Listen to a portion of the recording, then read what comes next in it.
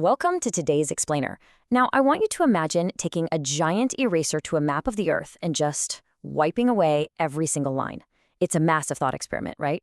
Erasing the borders that actually define our nations. It sounds kind of like the plot of a sci-fi movie, but honestly, thinking through this scenario reveals exactly how our modern world functions.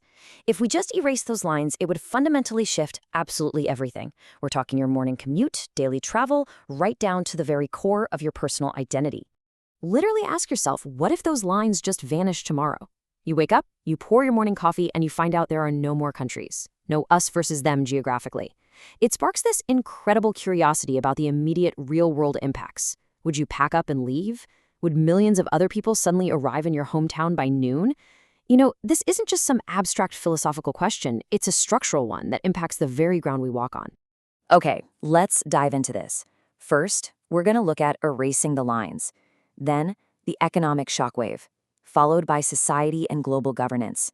After that, we'll tackle security and resources. And finally, chaos versus unity. Section 1. Erasing the lines, the baseline of borders.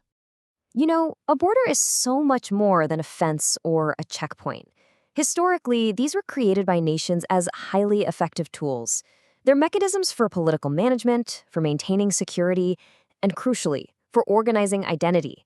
They basically tell us who is inside our community and who is outside. They are very intentional historical inventions, totally designed to manage political power and ensure safety for a specific group of people sharing a piece of land. So if we just remove them, the immediate effects are staggering. The very first ripple effect is the total disappearance of passports.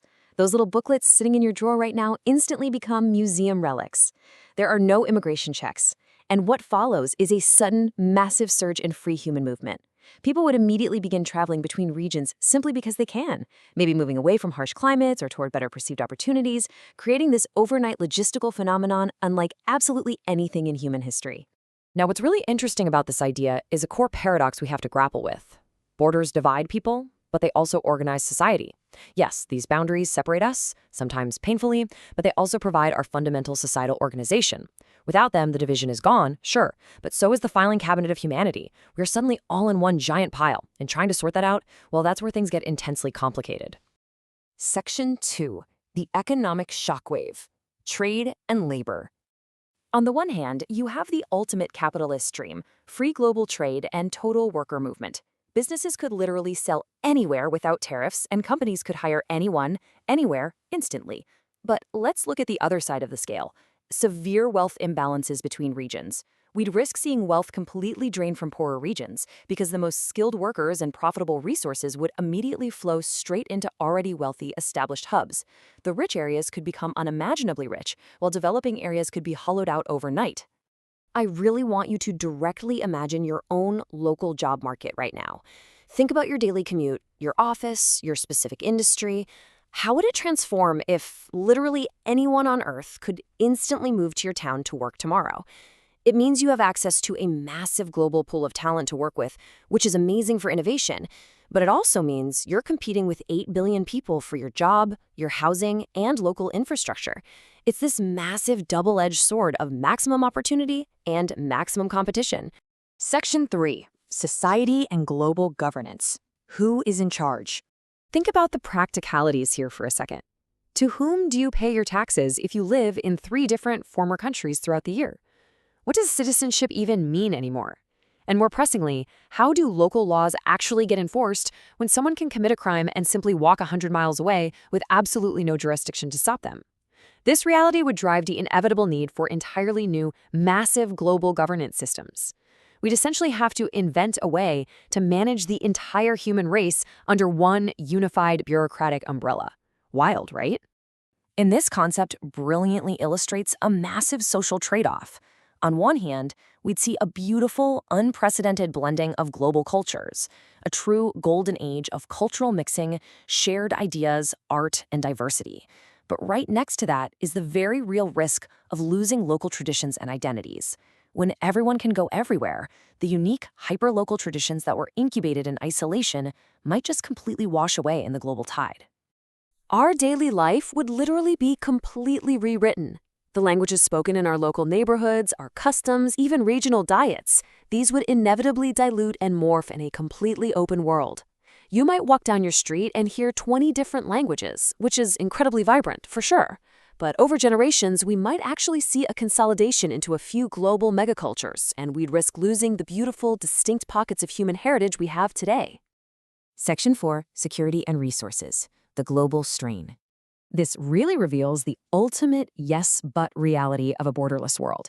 Yes, traditional military border wars, nations fighting over a strip of land, would totally disappear. That is a massive win for human peace, absolutely.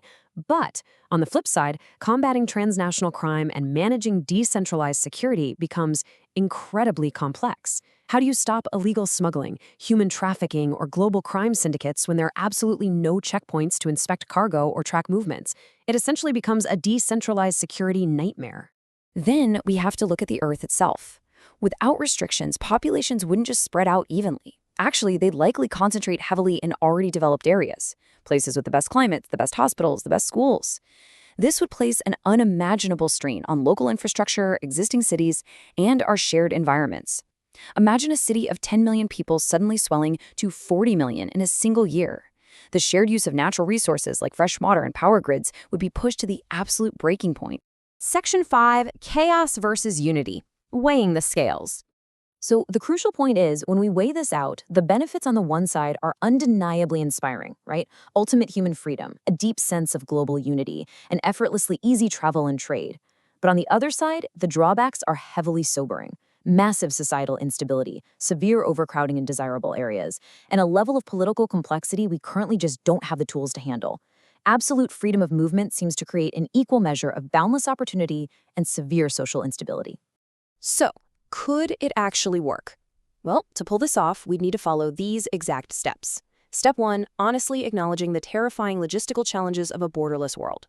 Step 2, committing to a level of unprecedented global cooperation that humanity has literally never achieved before.